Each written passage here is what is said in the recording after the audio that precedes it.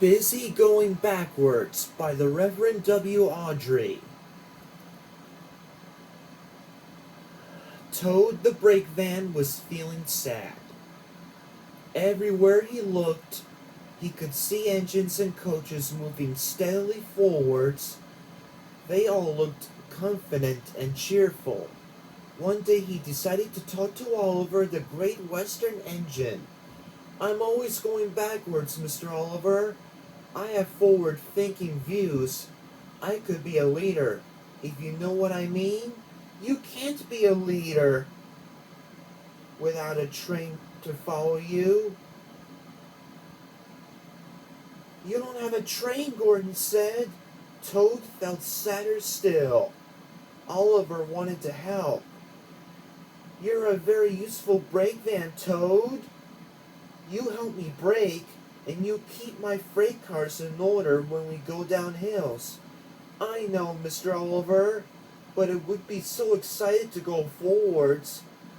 For a change, instead of always seeing things sliding away from me." The freight cars were cross with Toad. "Who is he to start complaining? He's lucky to be able to look after us. Let's teach him a lesson."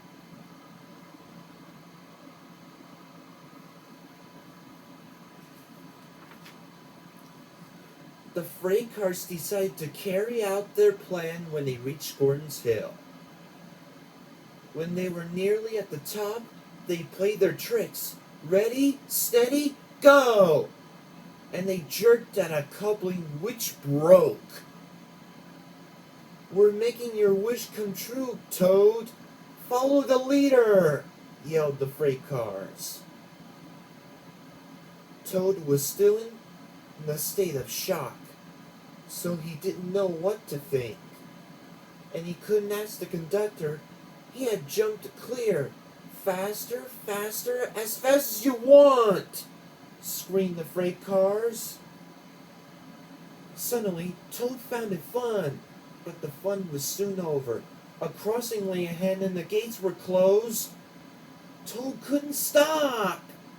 Worse still, Toad now realized he was on the wrong track. There ahead was Gordon. The signalman changed the points just in time. On, faster!" cried the freight cars.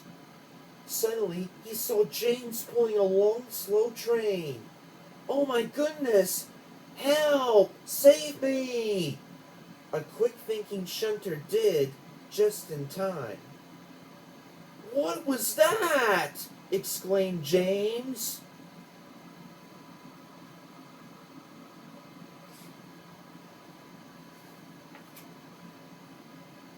The signalman warned the station master at the next station. "There's a runaway coming. We'll send him to the sidings."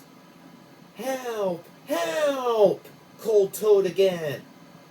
Toad saw some buffers. Those stop me. But the points to the buffers weren't set. "Oh no! I'm back on the main line!" Meanwhile, Oliver was racing to the rescue. "I must catch Toad! I must!" Toad sped past Henry. More danger lay ahead. Men were working on a bridge, but they had been warned about the runaway Toad and his freight cars. They diverted him onto old sidings, straight into a muddy pool. Stopped at last.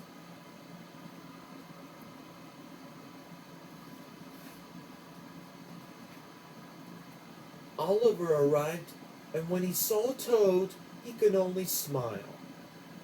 A pond is the only place for a toad, I suppose. That night, Toad spoke to Oliver.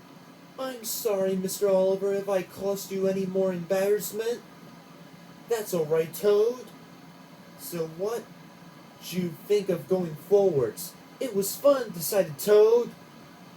"But from now on, I'll be happy to look forwards to the future. Busy going backwards, so to speak." The end.